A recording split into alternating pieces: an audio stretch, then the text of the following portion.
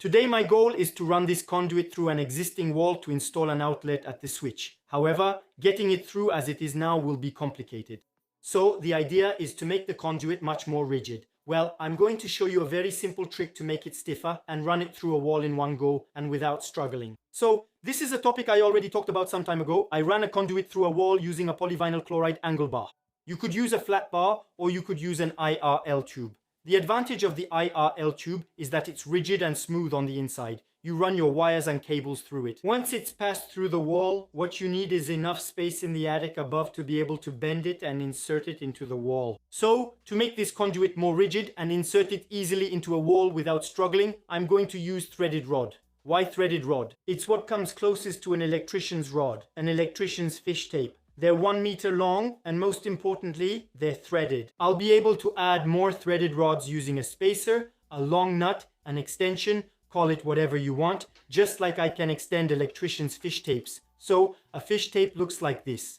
Yellow for a certain diameter, red for another diameter, and black for a larger diameter. And of course I can screw them together, so these are 1 meter lengths. For example, here I have 2 meters, okay? Well, the threaded rod works exactly the same way, so it's the same principle as the needle. There's one difference. A pack of needles costs a certain price. It's made of fiberglass, a threaded rod, 2 threaded rods, and even 3 threaded rods. Because the standard ceiling height is 2.5 meters, so you need 3 lengths of 1 meter and 2 spacers to extend them. It'll cost you 7 or 8 euros at most. So the threaded rod, we can insert it into the conduit very easily, and of course I end up with it. You see a conduit that's already more rigid compared to this part that coils up on itself. So then I can continue. I take another threaded rod, I place the spacer so it's just a long nut, simply. Okay, 1 meter, 2 meters. I keep going, we insert it, I do 1 turn out of 3, 10,000 ceilings, it would be a shame. And there you go. And now I have, you see, 2 meters already of much more rigid conduit, so I can keep going. I'm putting in the third one, because right now I only have 2 meters. I need 3 1 meter lengths to reach my total height, and then we can insert it into the partition. And once I'm done, I can remove my threaded rod, just like I can remove the wire puller. So this threaded rod is 6 millimeters. For me, that's the right diameter. 4 millimeters is too flexible, 6 millimeters works, but anything larger gets too stiff and hard to bend. Do you understand the principle? Lengths include 1 meter, with spacers available in 1, 2, 5, 10, and 20 meters. You insert everything into the sheath, and ideally, when you insert your threaded rod into the sheath, also run your wires or your cable through, and then you insert everything into the wall. At least it saves time. But for the sake of the video, I'm going to use conduit that is absolutely not pre-wired. There's nothing inside. I'm going to run the threaded rod through, and then we'll do a test with the fish tape. I'm running my conduit, there's nothing inside, no fish tape or threaded rod. And then we insert a cable, either through the outlet or through the attic, and you'll see that it goes through easily. To explain everything from the start, I was in the attic to pull the electrical line for the future water heater. I also took the opportunity to locate 2 electrical lines running down a partition to supply a power outlet block. We've lived here for about 10 years, but I still need outlets in some areas. On some walls, I have entire outlet blocks, but the outlets are spaced too far apart. When you paint them, you have to have fun painting between the outlets. It's not practical, so what I want to do is cut all of that out, put in a new plate, install a double or triple box, whatever works, and group my outlets together and take the opportunity to add outlets in the corners. So, to find your way around the attic, well, it's not complicated. In relation to a room, you take the light fixture as a reference point and you orient yourself based on another room where there's a ventilation system. A chimney, you go up into the attic, you find the ventilation duct or the chimney flue, and you say, okay, the light fixture is here. Regarding the partition, conduits already run to the switch and outlet, so you'll easily find your way. The box with the boxes, that's the right way to put it. The box with the flush mount boxes. 1 gang, 2 gangs, 4 gangs, 3 gangs, it doesn't matter. But I lost the drilling template. The boxes themselves have a specific shape, so you need a specific drilling template that should have been in this box and has disappeared. Obviously, I'm going to make my holes freestyle. I'll use another template, we'll cut on the sides. These are interior partitions, so there's no problem with air or sealing. But as for me, I only use waterproof boxes because if it can do more, it can do less. And I don't want to bother with storing. 50,000 boxes. Boxes for standard partitions. Boxes for lining on exterior walls. So waterproof boxes. You get it. But I lost that template. I know it's here. But where? That's the problem with moving. work in the accounts, work here, work on the job sites, it's everywhere. I need to find my things, so we'll manage. Improvise, but we'll get there. On this section of the wall, there was a piece of furniture. We removed it, so of course you can see the mark. We need to wash and paint, but the video is really about putting a smaller piece of furniture back. But of course, I have this group of outlets that looks really ugly, so the goal will be to keep at least 2 outlets and remove the other 2 outlets and the RJ45. So I'm going to open it up, put a flat plate back on, a double box, and that'll work just fine. I'm going to bring an outlet right here in the corner so I could run it like this, tap into the outlets. But I have the studs, it's going to be complicated, so I'll run the wire up into the attic. Threaded rod, you'll see, it goes down by itself. We catch the threaded rod with the conduit and we install the outlet. And in that corner, I don't need it, since I already have outlets there. Okay, so we'll deal with all that later. For now, we're focusing on the outlet in the corner.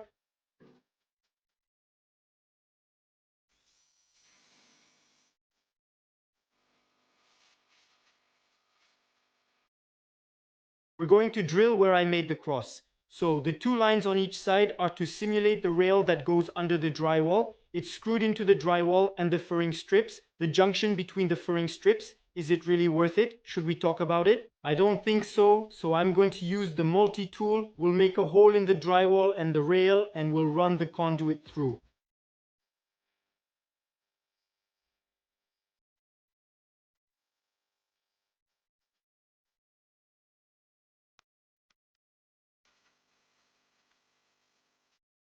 Now that it's cut, I can run my conduit. Between the fiberglass insulation and the drywall, I'm going to guide myself along the drywall. You really shouldn't compress the fiberglass insulation because if you compress it, it becomes very complicated afterward. It will create a blockage and it's almost impossible to fix, so I'm guiding myself along the drywall. And we go slowly, so I've prepared everything. The threaded rod, the tape, we insert it and we go slowly.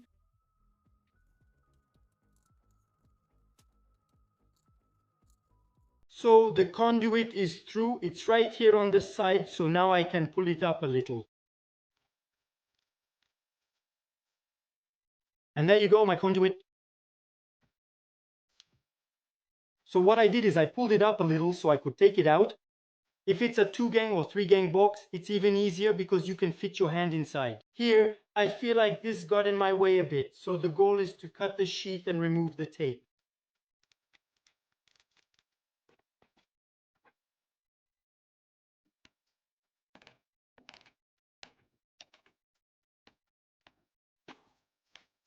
And so now I've just retrieved my threaded rods, so my sheath has gone through the partition. I'll be able to insert my cable, I'll be able to insert my 3 wires, my RJ45 cable, whatever you need to run through. Now that it's through, it doesn't move at all. It's compressed between the glass wool and the plasterboard, so it's really rigid. I'll be able to run my wires. Subtitling.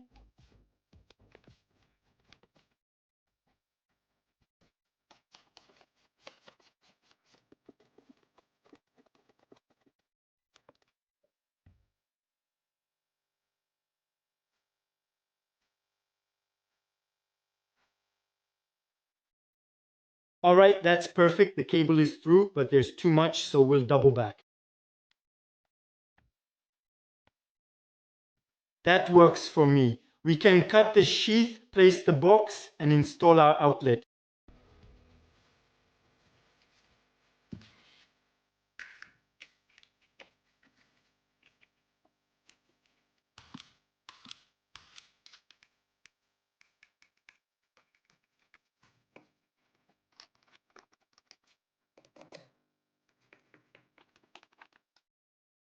So, of course, I turned off the power. Now I'm going to take apart all the outlets, see what's behind them, get a sheath, and in the end, I'll install a block of 3 outlets.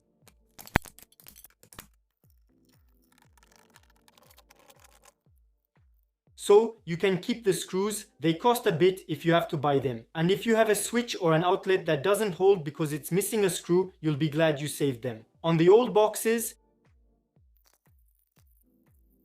everything in the attic matches. I have the blue sheath, the RJ45 cable, and the 2 grey sheaths with electrical wires. I'm keeping this sheath to supply my power strip that's going to go here.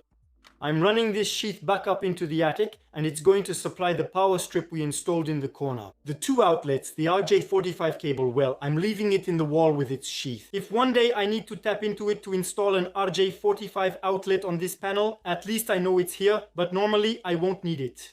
I could even cut it at the attic level and leave it waiting with some extra length, because I might install RJ45 outlets when the attic is finished. But for now, just to be safe, it's going to stay inside the wall. Then we'll cut the drywall, make it look nicer, and install our outlet block. Okay, so let's head up to the attic and take a look at the two grey conduits.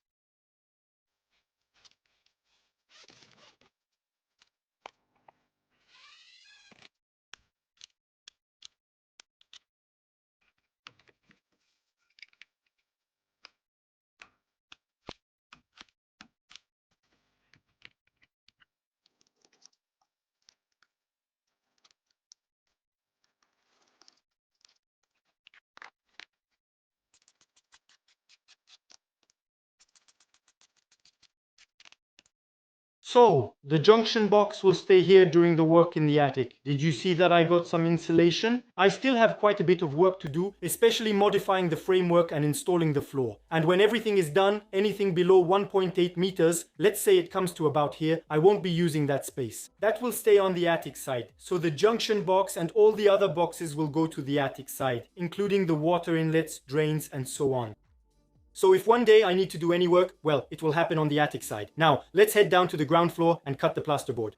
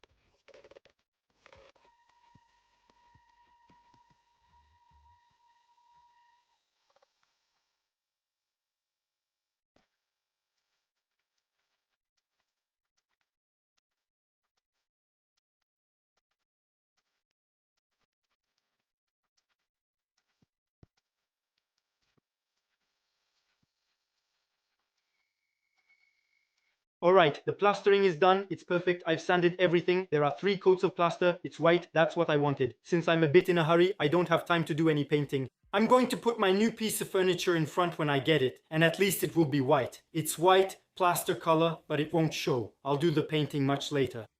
So, the hole, you can make it before or after. I prefer to do it before like this. I catch my conduit and I don't damage the conduit by drilling, but I could have done it either way. Afterwards, it's even easier because I plaster everything and then I drill.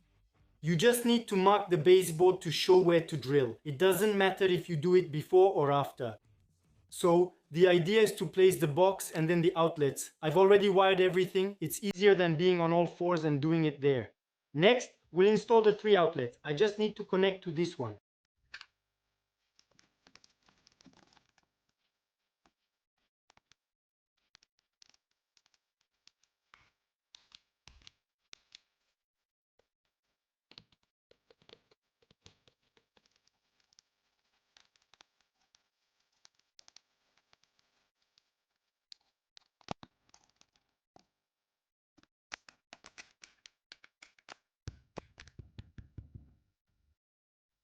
Let's check that it's working.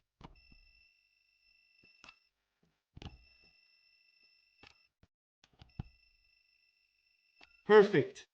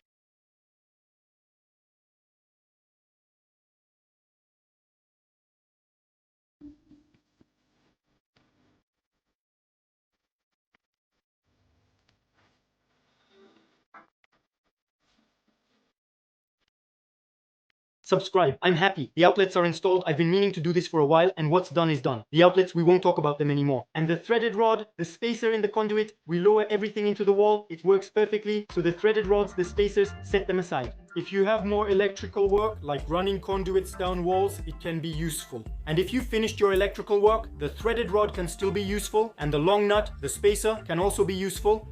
Next, we'll focus on the water heater. I've brought the electrical supply above it and we'll run it down into the biro tube. We'll connect everything: water, expansion tank, manifolds, the full setup, and hook up this water heater. So the next step, as you know, is the water heater. Thank you for watching this video. We'll see each other again very soon, and in the meantime, take care.